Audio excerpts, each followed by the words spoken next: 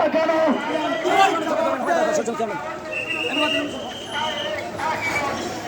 ইসলামী দলের অ্যাকশন, ইসলামী আন্দোলনের অ্যাকশন, জামাত ইসলামের অ্যাকশন, ডাইরেক্ট অ্যাকশন, যুব আন্দোলনের অ্যাকশন, ইসলামী দলের অ্যাকশন, আমার ভাই হত্যা কেন? প্রশাসন জবাব দেন।